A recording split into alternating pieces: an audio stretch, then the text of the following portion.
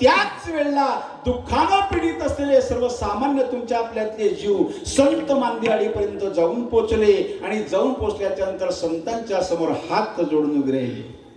विचारलं संत महात्मे बाबा हो कशा करता आलात तुम्ही? म्हणे महाराज आम्ही अनंत जन्माचं दुःख भोगतोय, या संपूर्ण दुःखाची निवृत्ती होऊन आम्हाला परमानंद सुखाची प्राप्ती करून घ्यायची, एखादं सुख प्राप्तीचं साधन सांगणार का आम्हाला? त्यावेळेला जगद्गुरु तुकोबाराय सांगतात बाबा हो तुम्हाला सुख पाहिजे का? म्हणले हो. तुम्हाला सुख पाहिजे का? हो. आणि मग सरळ महाराजांनी नामदेव महाराजांकडे बोट दाखवलं आणि सांगितलं महाराज या दुःखानं पीडित झालेल्या जीवाला एखादा सुखाचा उपाय सुचवा. त्यावेळेला महाराज उठून उभे राहिले आणि सर्वांकडे बोट दाखवून उद्देशून सर्वांना विचारायला लागले बाबा हो सुखा लागी करीसी तळमळ, तुमची तळमळ सुखा करताच आहे ना? म्हणे हो महाराज. सुखा लागी करीसी तळमळ, तुमची सुखा करताच तळमळ चालवी ना? म्हणले हो. मग एक काम करा ना तुम्ही, तुम्हाला जर सुखच पाहिजे असेल तरी तू पंढरीशी जाय. हा किती वेळ? नक्की कारण तरी तू पंढरीशी जाय. एक वेळ म्हणता बरोबर एक माणूस उठून उभा राहिला. महाराज काय काय बोललात तुम्ही? पंढरीशी जाय एक वेळ? हो. म्हणले पंढरीशी एक वेळ गेल्यानं काय होईल? महाराज म्हणता काय होईल? मग तू अवघाची स्वरूप होशी, जन्मो जन्मीचे दुःख विसरशी. अनंत जन्माचं दुःख नाही होऊन तुम्हाला सुखाची प्राप्ती होईल, पण त्या सुख प्राप्ती करता तुम्हाला पंढरपूरला जावं लागेल. किती वेळा? एक वेळा. आणि एक वेळा पंढरपूरला जायचं म्हटल्यानंतर त्यांना हात जोडले. म्हणे महाराज एक वेळा पंढरपूरला गेल्यानं जर सुख मिळत असेल आणि याच मतावरती जर तुम्ही ठाम असाल तर तुमचं म्हणणं साफ चुकीचे. म्हणे का बरं बाबा? म्हणे माझा स्वतःचा अनुभव आहे. म्हणे काय अनुभव तुम्हाला? म्हणजे तुम्ही सांगतात एकदा पंढरपूरला जा तुम्हाला सुख मिळेल, पण आतापर्यंत या पठ्ठ्याच्या 45 वाऱ्या पंढरपूरच्या न चुकताना झाल्या. बापा बापा बापा 45 वर्षापासून तुम्ही नित्यनियमान देत नाही हो महाराज? एकही वर्ष खंडित पडलं नाही. 45 वर्षापासून अखंड माझी पंढरपूरची वारी आहे. एका वारीमध्ये जर सुख मिळत असेल तर मला 45 वाऱ्या करून आतापर्यंत सुख का मिळालं नाही? म्हटलं भाऊ राखता येणार नाही ना? म्हणे नाही. मग ऐकण्याची तयारी असेल तर ऐका. 45 वर्षापासून पंढरपूरची वारी चालू आहे, पण आतापर्यंत जर तुम्हाला सुख मिळालं नसेल तर आम्ही आत्मविश्वासाने सांगतो तुमची वारी करण्याची पद्धत चुकीची असेल. अरे एकाच वारीमध्ये सुख मिळेल, पण वारी करण्याची पद्धत अशीच पाहिजे. गात जागा गात जागा गात जागा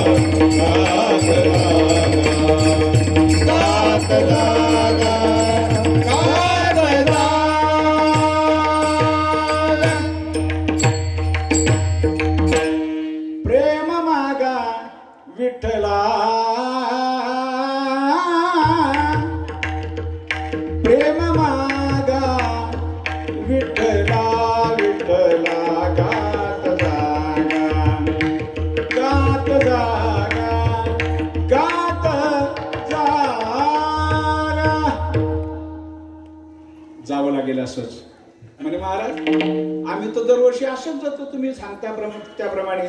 म्हटलं बाबा हो तुम्ही दरवर्षी जाता पण तुमची जाण्याची पद्धत मला माहितीये.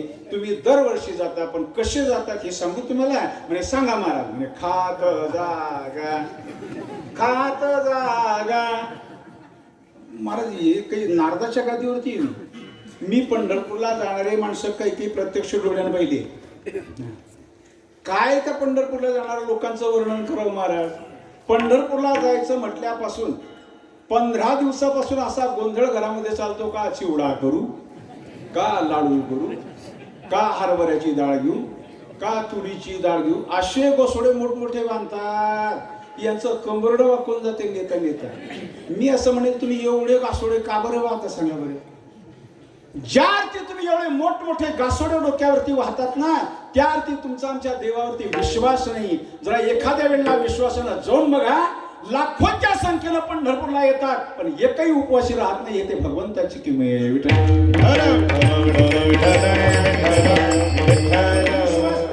विश्वास नाही आपला. एवढे मोठमोठे गासोडे येतात. बरं त्याच्यातल्या त्या 15 दिवसापासून तोंड सुरू होते. खात जागा खात जागा. पंढरपूरला रस्त्यानं पायी चालायला लागले की तुम्ही वारीमध्ये पहा मुक्ताईच्या वारीमध्ये किती लोक पायी चालतात महाराज. आणि जे पायी चालणारे त्यांची किती सेवा करतात लोक. कोणी बिस्किट देते, कोणी पावची पुडी देते, कोणी चिवडा देते, कोणी सफरचंद देते, कोणी अंगूर देते. बरं कोण असे वरती अकरा मी घेतच नाही महाराज. सगळ्यांचं घेतात.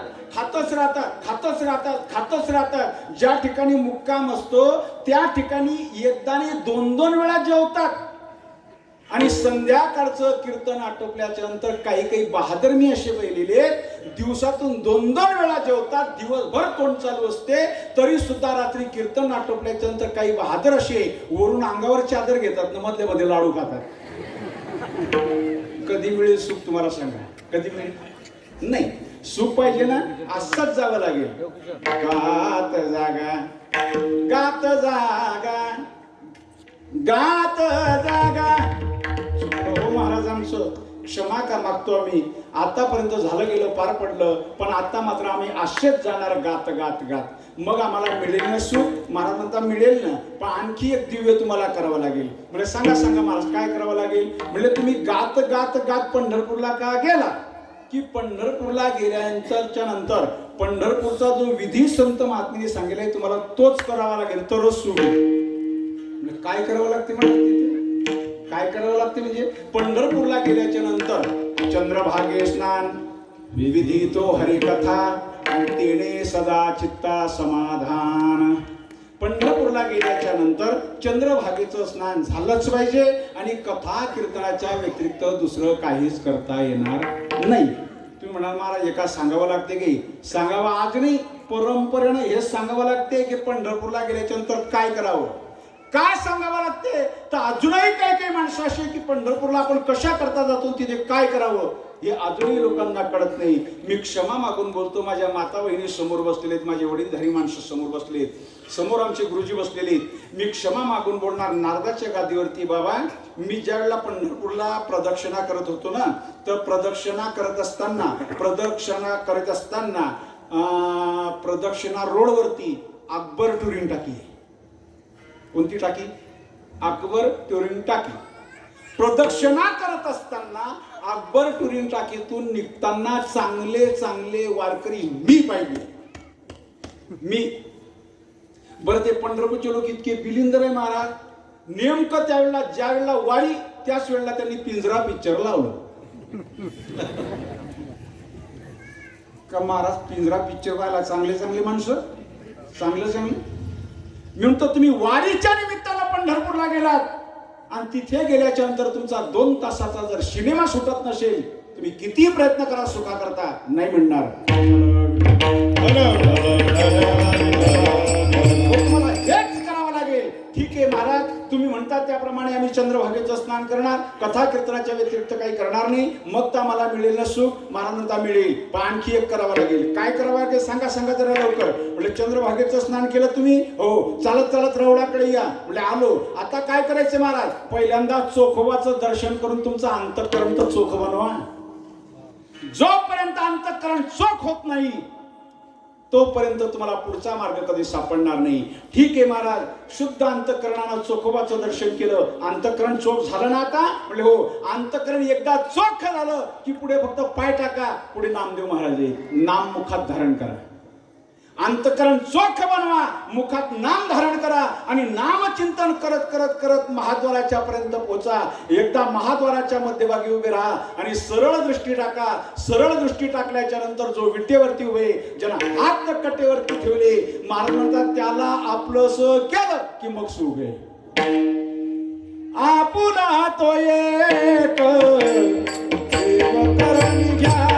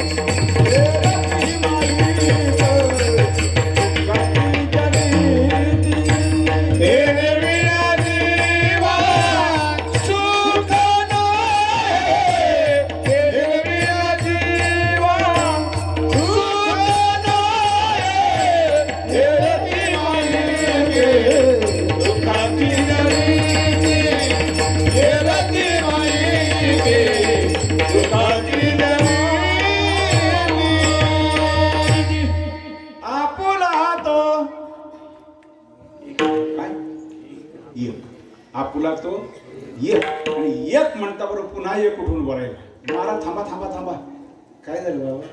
काय म्हटलं तुम्ही आता? आपुला तो एक. ज्या अर्थी तुम्ही एक म्हणता त्या अर्थी एकाच्या व्यतिरिक्त आणखी देव आहेत का, असा प्रश्न आहे. महाराज म्हणता मग रे बाबा काय तोटा पडला का त्यांचा? म्हणे एकापेक्षा जास्त आहे आणखी. म्हणे हा किती दे? म्हणे 33 कोटी देव चामुंडा, 8 कोटी भैरव रे. 33 कोटी देव आणि 8 कोटी भैरव. किती झाले? 33 आणि 8 किती? 41. 41 कोटी देव आजही आपल्या देशात आहेत. किती? आता बोल सांग ना ते माझ्या बरोबर. 41 कोटी देव आजही आपल्या देशात आहेत. मी तुम्हाला असं विचारेल, हे 41 कोटी देव कोणाचे?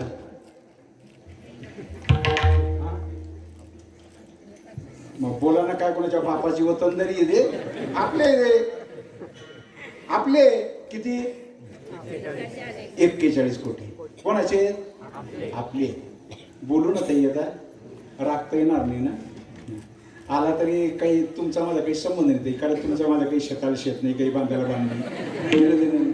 तुम्हाला राग आला तर तुम्ही जास्तीत जास्त काय करशाल मला माहिती आहे. दुसऱ्या वर्षी कीर्तन घेणार नाही, याच्यापेक्षा काय करणार आहे? पण आपल्याला काय फरक पडतो? आपल्याला 20 गाव 30 गाव भिकाऱ्याला 40 गाव, आपल्याला काही फरक पडत नाही. पण तुका म्हणे सत्य सांगेल येऊ तर रागे येते ती. 41 कोटी देव आजही आपल्या देशात आहे. सर्वचे सर्व आपलेच आहे. पण तरी सुद्धा आपले लोक इतके बावरट झाले, एवढे 41 कोटी देव सोडून दिले आणि त्या गणशाच्या चादर खाली घुशाले गेले. चादरवाला बाबा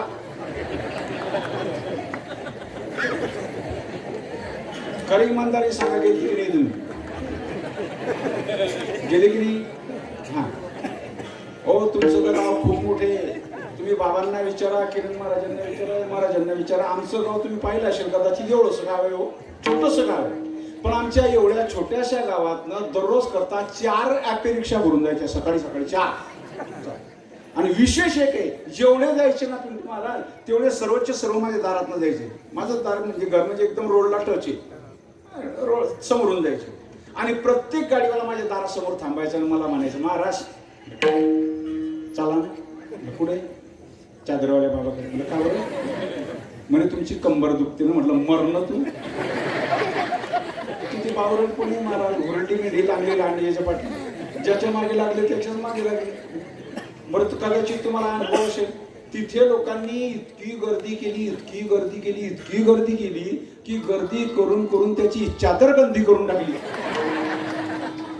शेवटी त्या बाबांना लोकांच्या समोर हात जोडावे लागले. ओ बाबा हो, माझी कोधडी झाली जुनी, माझी कोधडी झाली जुनी, हिला हो दुनिया ना कोणी, हिला हो दुनिया ना कोणी, हिला हो दुनिया ना कोणी.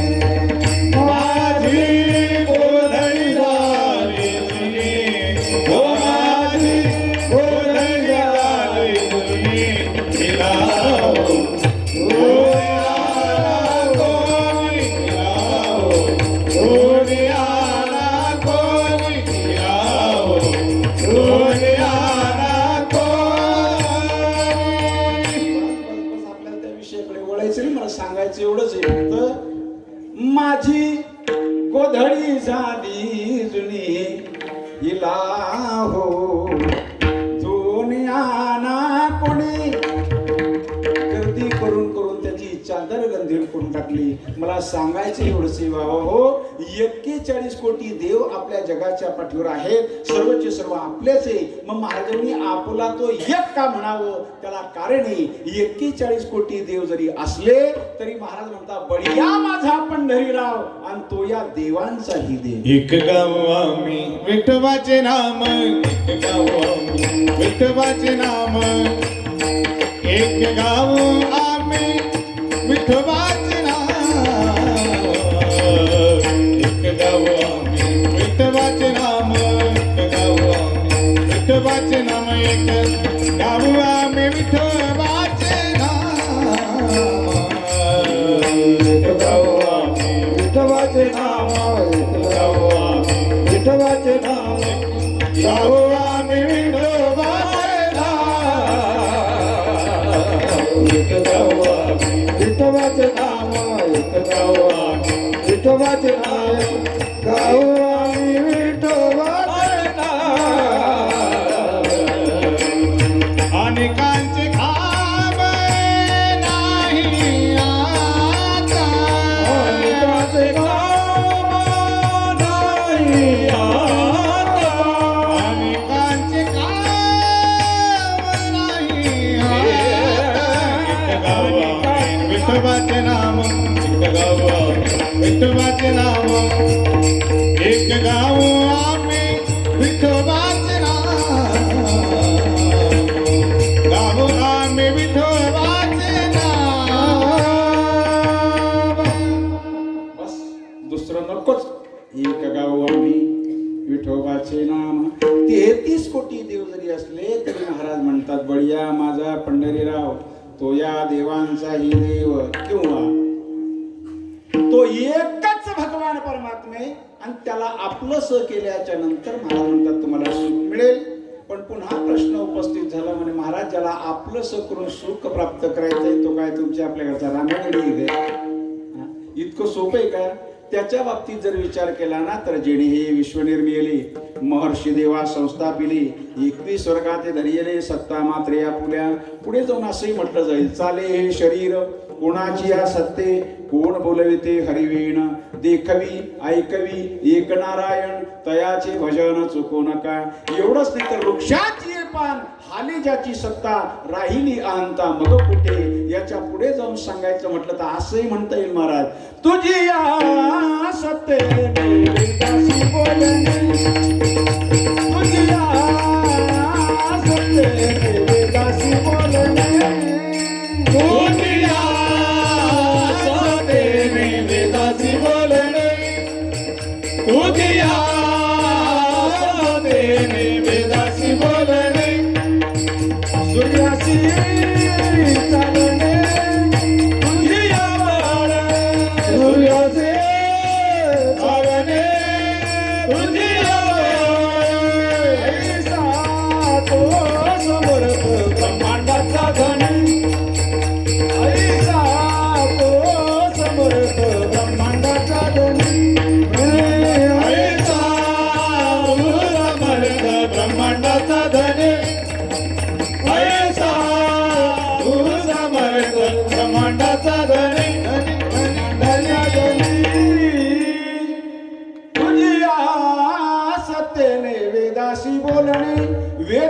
सत्तेशिवाय बोलू शकत नाही. सूर्य त्याच्या सत्तेशिवाय इंचवर इकडे तिकडे हलू शकत नाही. एवढी प्रगाढ ज्याची सत्ते, महाराज तो आमच्या आपलासा होईल का? होईल आमच्या? पुढे जाऊन त्याचा विचार सांगितला महाराज. वेदालाही नाही कळला अंतपार ज्याचा, कानडा राजा पंढरीचा, कानडा राजा पंढरीचा, कानडा राजा पंढरीचा. महाराज अरे तो वेदाला कळला नाही, आमच्या सारख्याचं सर्वसामान्य जीवांचं काय खरे? याच्या पुढे जाऊन सांगेल महाराज मी. श्रुती नेती नेती म्हणती एकू गोविंदुरे अनुमानेना अनुमानेना, किंवा नाथ महाराज म्हणतात सहस्र मुखाचा वर्णिता भागला, हजार मुखाचा शेष. पण महाराज म्हणतात त्याला सुद्धा तो कळला नाही, वेदाला तो कळला नाही, श्रुतीला कळला नाही. आमच्या ज्ञानोबांनी याच्या पुढे जाऊन असं म्हटलं की ते जीवा जंतुशी केली कळे, ते जीवा जंतुशी केली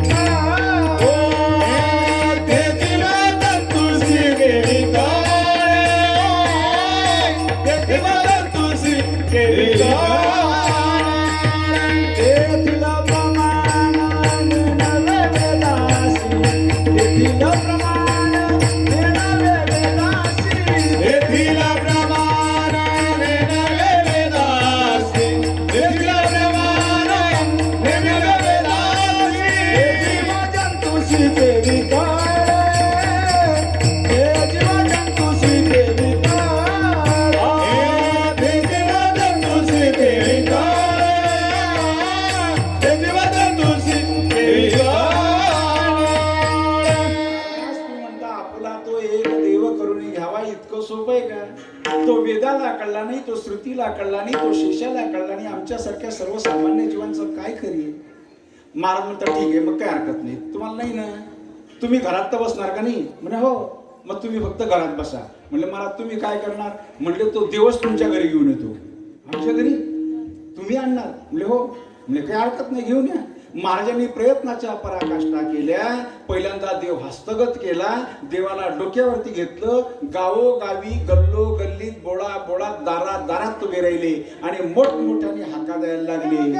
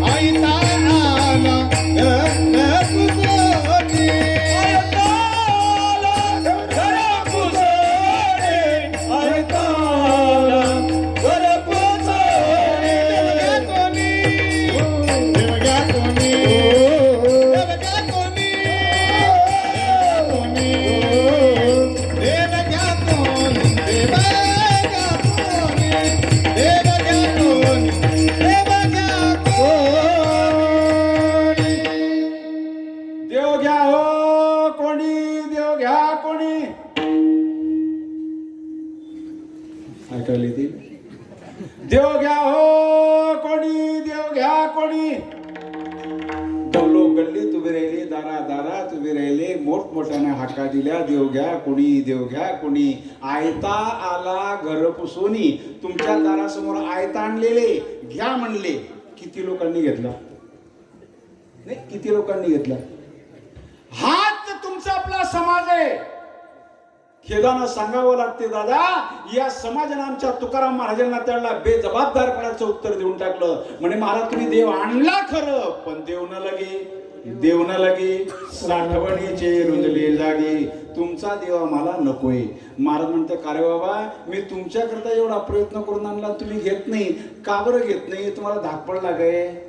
मी तुम्हाला पैसे मागणार नाही, मी तुम्हाला फुकट द्यायला आलोय. म्हणून महाराजांनी 3-3 वेळा सांगितलं, देव घ्या फुका. फुका म्हणजे फुकट. देव घ्या फुका, देव घ्या फुका. न लगे रुका मोल काही. तुम्हाला काहीच घेण्याची गरज नाही, फुकट घ्या.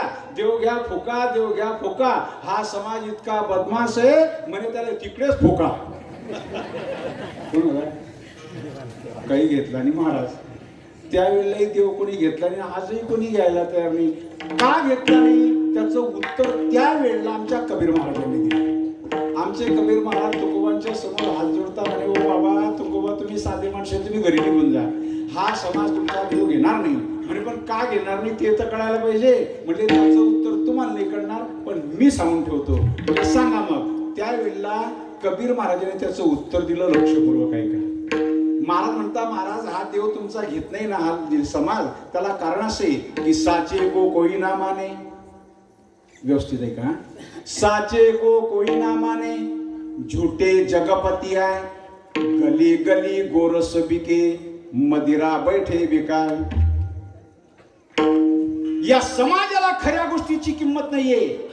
डुप्लिकेट मालाच्या मागे धावणारा हा समाज आहे. डुप्लिकेट मालाच्या मागे हजारोच्या लाखोच्या संख्येने धावतात. का? तर त्याला कारण एक लक्षात ठेवा ताई दादा. हा समाज डुप्लिकेट मालाच्या मागे का धावतो त्याला कारण डुप्लिकेट मालाचं लेबल खूप आकर्षित असते. काय बोललो? डुप्लिकेट जो माल आहे ना त्याचं लेबल खूप आकर्षित असते. आणि हा समाज जो आहे हा माल आतला कधी पाहत नाही, तो फक्त लेबलवरती भुलणारा समाज आहे. या लेबलला पाहून समाज भुलतो आणि लाखोच्या संख्येने त्याच्या मागे धावतो. आमच्याकडे लोक कमी येतात म्हटल्यापेक्षा शक्यतो येतच नाही. का? तर त्याला कारण आहे इथलं लेबल आकर्षित नाहीये. पण एक सांगतो दादा ताई, वरच्या लेबलवरती जाऊ नका. लेबल कसंही जरी असलं तरी काही चिंता करू नका, पण आतला माल पहा कसं आहे. वैष्णवांचा माल खरा, वैष्णवांचा माल खरा, वैष्णवांचा माल खरा, वैष्णवांचा माल खरा.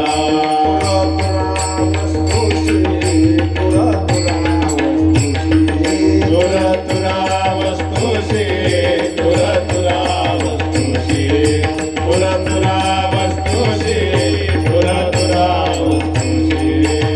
वैष्णवांचा माल खरा, तुरा तुरा वस्तूशी,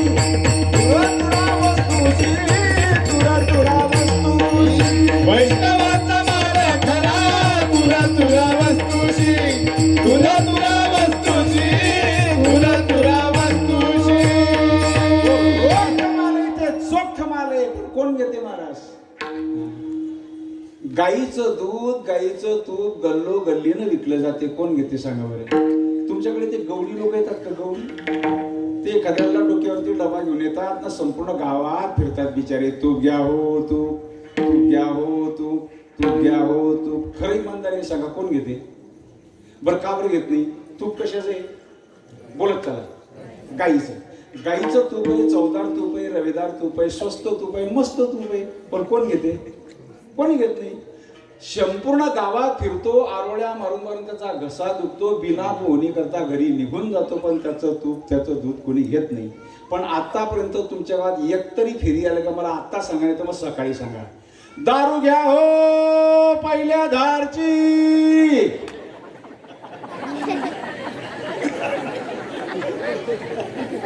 झालं असं कधी नाही झालं का असं? मग कशी विकली जाते सांगा? तेच तर सांगतात कबीर महाराज, मदिरा पैठे विकाय. अरे एकाच ठिकाणी बसलेले असतात, घाण जागेत बसलेले असतात, काट्या कुट्यांमध्ये बसलेले असतात, तरी सुद्धा गिऱ्हाईक कसे जातात त्यांचं त्यांनाच माहित. बापा हो, धन्यवाद रे दादा. आई रे महिमान दुनिया, आई रे, आई रे महिमान दुनिया, आई रे, आई रे महिमान दुनिया, आई रे, आई रे महिमान दुनिया, आई रे. साधु संत को कोई नहीं माने, कोई नहीं माने, कोई नहीं माने. हिजड़ों का सम्मान, हिजड़ों का सम्मान दुनिया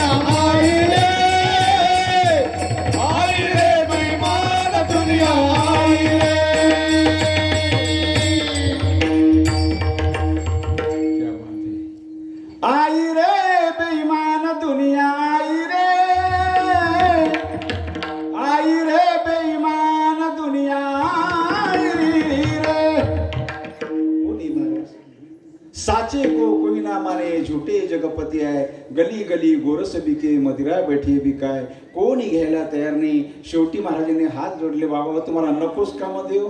नाही महाराज, आमच्याकडे जागा नाही तेवढी.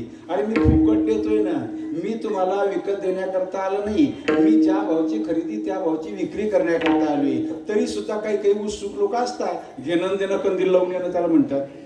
घ्यायचं तर कामच नाही, मग काय भाव देसान कसं करसान, काही घेण्या देणं काही नसते. तरी सुद्धा आले काही काही, महाराज तुम्ही फुकट द्यायला आले का? म्हणजे हो. मग खरं इमानदारीने सगळ्या तुम्ही काय भावाने आणलेले देव? महाराज म्हणतात, सांगू का तुम्हाला इमानदारीने?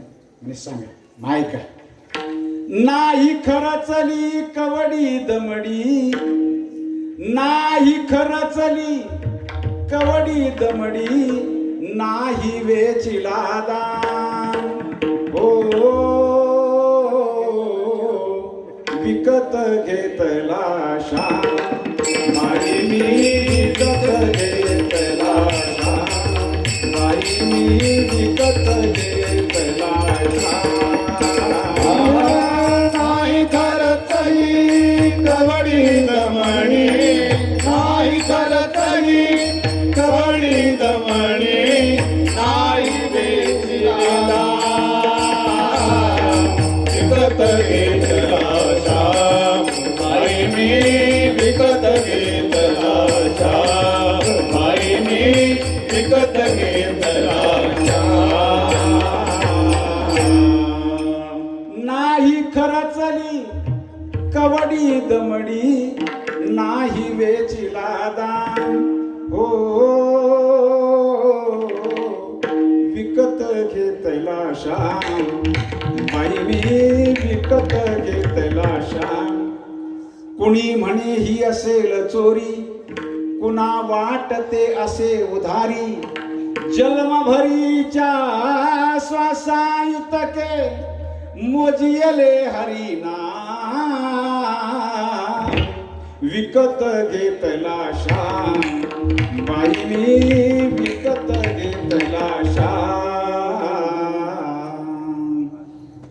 काही देण्या घेण्याची गरज नाही, घ्या तरी सुद्धा हा समाज घ्यायला तयार नाही. शेवटी समाजातल्या लोकांनी हात जोडले, सांगितलं, महाराज एवढं कठीणातलं कठीण साधन तुम्ही आमच्या समोर ठेवून दिलं सुखप्राप्तीचं, मग याच साधनाच्या माध्यमातून सुख मिळेल हे जरी खरं असलं तरी हे साधन प्राप्त करण्याकरता एखादं सोप्यातलं सोपं साधन आहे का तुमच्याकडे? महाराज म्हणतात, मग असं सांगा ना, साधनं भरपूर आहे आपल्याकडे, सोप्यातलं सोपं साधन जर तुम्हाला पाहिजे असेल तर एक महत्वाचं साधन सांगून ठेवतो.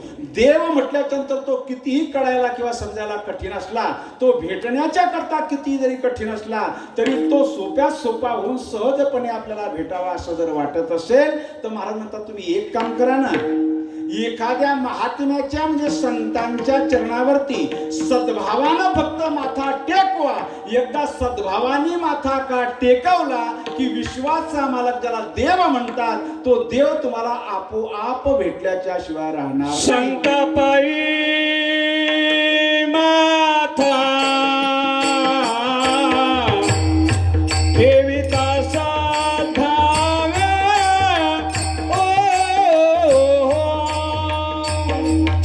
संतापायी माथा ठेविता साधाव्या,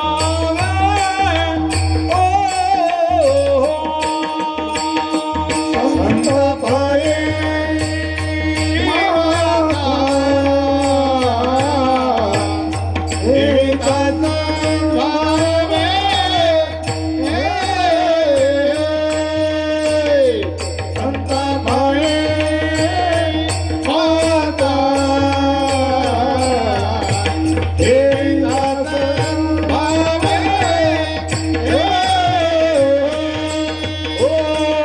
संतापायी माता ठेविता सद्भावे तिरे भेटी देव आपे आप.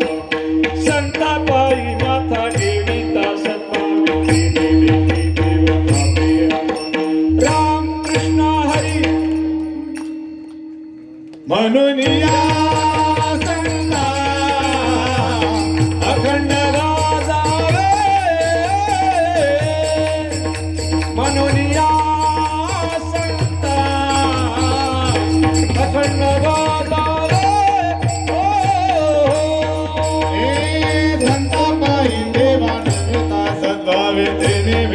देव आपे आप संतापाई माता ठेविता सद्भावे तेने वेते देव आपे आप राम कृष्ण हरी मनोनिया समता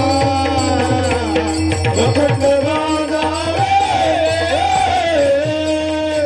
मनोनिया समता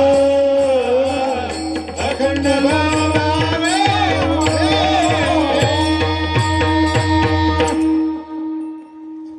संतापायी माता ठेविता सद्भावे. ओझरते अभंगाच्या पहिल्या चरणाला आपण आता टच झालो. ज्या अर्थी आता अभंगाच्या पहिल्या चरणाला आपण टच होतोय त्या अर्थी आता अभंगाला सुरुवात झाली. आणि ज्या अर्थी आता अभंगाला सुरुवात झाली त्या अर्थी आता खरं कीर्तनाला सुरुवात झाली.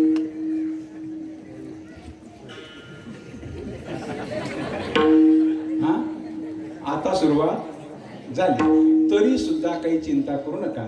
कदाचित तुम्ही म्हणाल महाराज मग तुम्ही आतापर्यंत काय केलं, दुसरं काय करणार, आतापर्यंत केलं कीर्तनच. पण एवढा जो प्रयत्न माझा झाला तो फक्त अभंगामध्ये प्रवेश करण्याकरता झाला. आता मी अभंगात प्रवेश केले आणि माझ्याकडे मोजून तुमचे फक्त 20 मिनिट शिल्लक राहिले. या 20 मिनिटामध्ये मला जेवढं सांगता येईल मी तेवढंच सांगण्याचा प्रयत्न करील. मी वेळेचा अपव्यय करणारा माणूस नाही. कदाचित माझ्याकडे तुमचा अभंग अपूर्ण राहील, मी क्षमा मागून बोलतो. माझी वेळ संपली म्हणजे मी तिथेच थांबेल. कारण वारकरी संप्रदायामध्ये संत महात्म्याने असं सांगितले की कीर्तनाला काही मर्यादा असाव्यात. कीर्तनाची मर्यादा सांगितली 2 तासाची आणि 2 तासातही संपूर्ण अभंगाचं चिंतन व्यवस्थित मांडून 10 मिनिट जर अगोदर कीर्तन सोडलं ना तर असं म्हणतात की कीर्तनकाराला फुकटचे 10 मार्क मिळतात. हा मग मला जर फुकटचे 10 मार्क मिळत असतील तर मी विनाकारण वेळेचा अपव्यय करणार नाही. मी लवकरच सोडण्याचा प्रयत्न करील. फक्त वारकरी संप्रदायाच्या नियमाला अनुसरून थोडं मनमोकळं करा, हाताने टाळी वाजवायची आणि मुखाने चिंतन करायचे. कदाचित तुमच्या मनात हाही प्रश्न राहून जाईल, महाराज तुमचा अभंग जर अपूर्ण राहिला तर मग तुम्ही सांगणार केव्हा. तुम्ही बाकीचा काही विचार करू नका. मी जर वाचलो जगलो हा हो तसंच म्हणावं लागेल. कारण त्याला कारण तेवढंच महत्वाचं आहे. कारण असं तरी मला माझी स्वतःची अजिबात गॅरंटी नाही. तुमचं कसं काय सगळं तसंच आहे का त्याच्या म्हटलं का काही फरक आहे.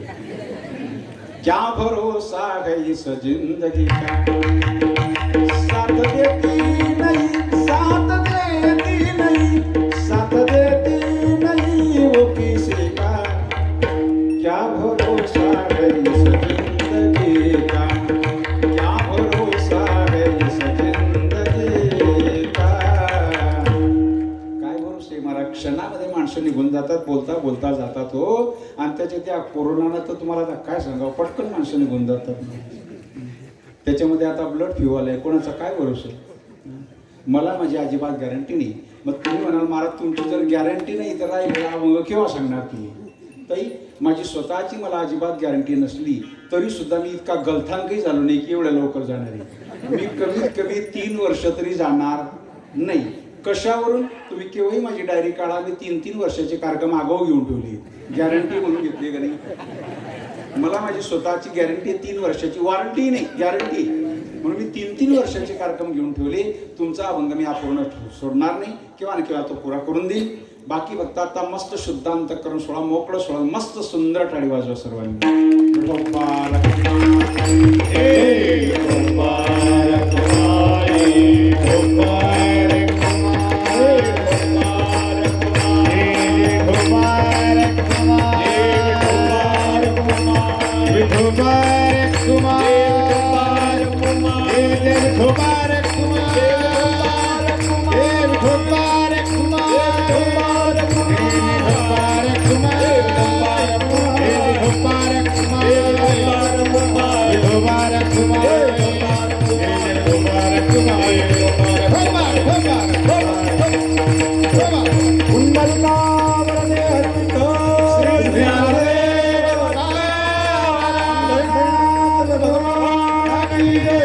शक्तिमुक्ता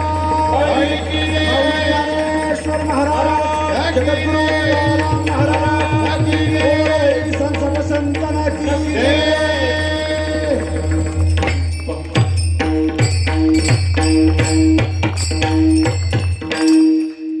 संताबाई माथा ठेविता सद्भावे, तेने भेटी देव आपे आप.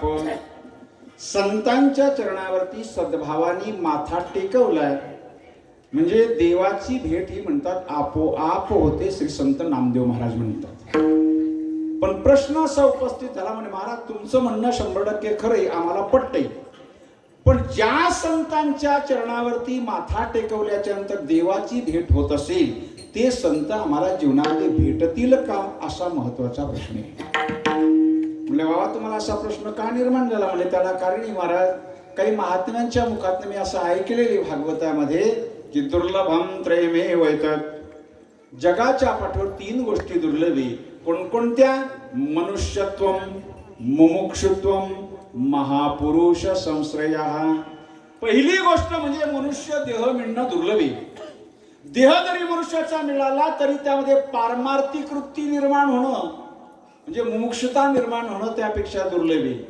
आणि त्याच्याही पेक्षा दुर्लभ गोष्ट सांगितली ती म्हणजे महापुरुष संश्रया. एखादा महापुरुष, एखादा संत, एका साधू जीवनामध्ये भेटणं फार महत्वाचं आहे. पण साधू म्हटल्यानंतर, संत म्हटल्यानंतर सहजासहजी भेटत नाही. साधूंची भेटच दुर्लभ सांगितली महाराज. बहु अवघड आहे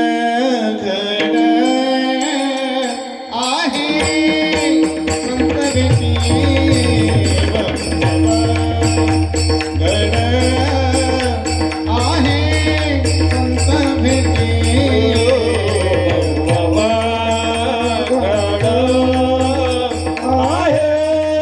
संत भेटी, बहु अवघड आहे संत भेटी,